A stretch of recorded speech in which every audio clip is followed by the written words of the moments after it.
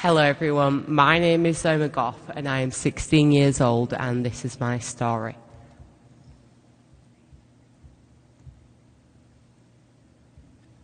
Hello everyone, my name is Zoe Mcgough and I have factor 7 deficiency with an inhibitor. So I'll start at the beginning. I was born on the 22nd of September 1999 and I have grown up in West Yorkshire with my mum and dad. The first noticeable problem I had when I was about 2, I just stopped walking, and although I wasn't complaining, I wouldn't put my foot down. Up until that point, I always had small bruises on me, but we didn't think much of it. As of then, my mum noticed more often I would stop using an arm or a leg for several days, and there was never really anything to see. I remember when I was little, my mum used to lift me out of the bath, and she had to lift me out with a towel around me, or I would bruise, and then we would count the bruises on me like it was a game. We often went to the doctors asking why I had so many bruises, or why I didn't use my arms or legs. So I was under the care of a rheumatologist at my local hospital for around 5 years. During this time they took blood tests, but found nothing. After being discharged several times, and my mum being questioned about my bruises being inconsistent with what she was telling them, I was then referred to the hospital at Leeds, and I was quickly diagnosed with factor 7 deficiency at the age of 7. A reason for such a long diagnosis is that there was no family history of bleeding disorders. Initially they told us that what was wrong with me wouldn't have that much effect on my life, and that I would only need treatment if I had a serious accident. But things have turned out very differently. Within a week, I returned back to the Hemophilia centre with pain in my arm. That's when they decided to give me my first infusion of factor 7, and that was given twice a day at the hospital. It didn't really have that much effect, and as usual, the issue sorted itself out within a couple of days. Over the following weeks, I returned for different issues and more factor was given, often every 6 hourly, which meant we had to drive to the hospital at least once a day, as my treatment could not be given at home at the time. The drive was often over an hour each way, which was very boring for a 7-year-old who wanted to get back in time to play out with her friends and watch Doctor Who. On a couple of occasions when I was treated, I had allergic-type reactions to my treatment. I went very pink and struggled to breathe, and got very scared. This was treated with intravenous Puriton before each dose. Over the following months, these symptoms died down, and I eventually stopped having Puriton. As well as that initial problem, nurses struggled to find veins, so they administered my treatment by cannulas that was left in for 2 to 3 days at a time. During this time, the pain got worse and big bruises started appearing all over my body. This prompted the doctors to take another blood test, which found that I had an inhibitor. This was only a couple of months after my diagnosis, and was a shock to both us and the medical professionals, as none of us had encountered this before, and were sent home with little explanation at that point, and neither us nor them knowing how they would treat it. The doctors attempted to get rid of my inhibitor by immune tolerance, which was giving me factor between 1 and 2 times a day, depending on the symptoms. Over these few months, my veins were in constant use by cannulas, and I slowly became needle phobic, which made matters a lot worse, as well as the inhibitor progressively increasing. After 7 months of constant cannulas in my arms, wrists and feet, a portacath was fitted. This meant I had my factor through that, and I no longer needed to use cannulas. By this point, I was having my treatment at home by my mum, and was still on regular factor.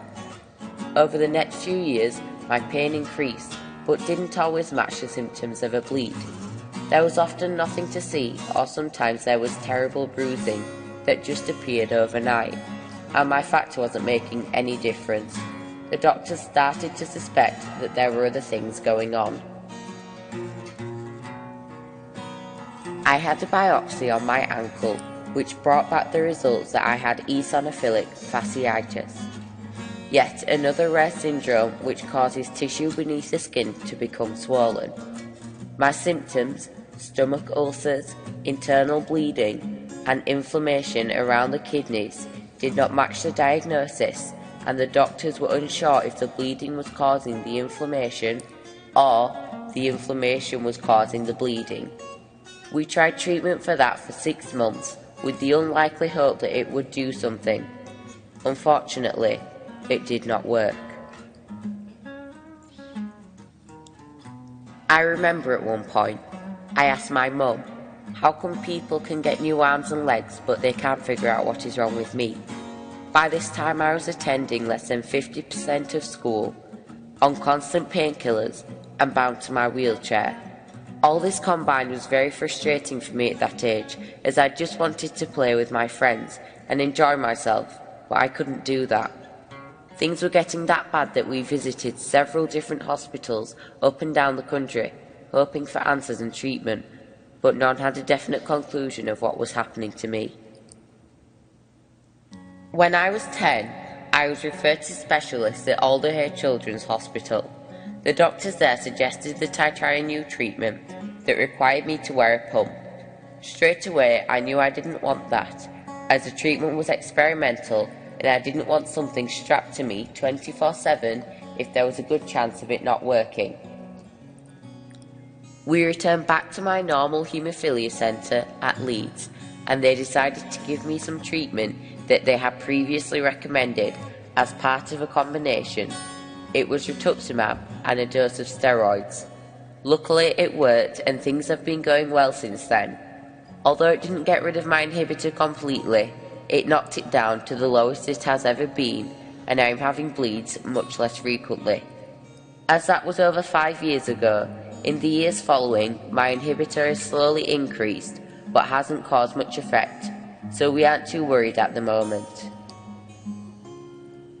As I previously mentioned that I have my treatment through a port, I've had several new ones over the years, for one reason or another. A couple of months ago, I had to have emergency surgery for a new one fitted. The usual plan for this is for me to be on factor 7 infusion for 48 hours and then slowly lower it. This time, my factor levels weren't monitored as strictly as before, and after a few days of my port being fitted, one night I noticed that I struggled to breathe and my back was hurting. The next morning I had several tests, and it was found that I had blood clots in each lung. This has led to more complications, as I am having to have treatment to dissolve the blood clots, as well as trying to keep my factor levels stable. I find this very frustrating, as my treatment for this is daily injections. As I have already said, I am needle phobic and have found this very difficult to cope with, as well as my tummy being very sore with big bruises. In addition to all of this, I am a girl with hemophilia, which brings its own problems. One of the effects I have noticed from having an inhibitor is that I probably have to go to the hospital more frequently than if I didn't have it, as I have to go every few weeks for my inhibitor levels check-in. This doesn't really bother me though, as I am used to going and know all the staff at the hospital very well, and they take good care of me. It can be frustrating at times though, as in the past I have told people about my disorder, and they have told me that I can't have factor 7 deficiency and an inhibitor. I find that quite annoying. Other than that, I can't really think of any other ways my inhibitor has an effect on my life, as I have nearly always had it since I was diagnosed. Even though I have had all these issues growing up, I haven't let it hold me back. I do most things all normal teenagers do. I go dancing 3 times a week. I really enjoy that. The only time I ever have issues is if I overstretch or if I have pain somewhere. I usually know when I can't join in, and I tend to just watch on those occasions. I have travelled around the world to many different countries, such as Spain, here, and even New Zealand, 3 times. All we do is bring an extra suitcase for all my medication, and I'm fine. I have recently completed my Bronze Duke of Edinburgh award as well, which involves a 15-mile walk, camping overnight, and a 15-kilogram backpack. The general thing I have learned is as long as I am careful and have my factor, I can do what I like. I have even swam with dolphins. Thank you for watching.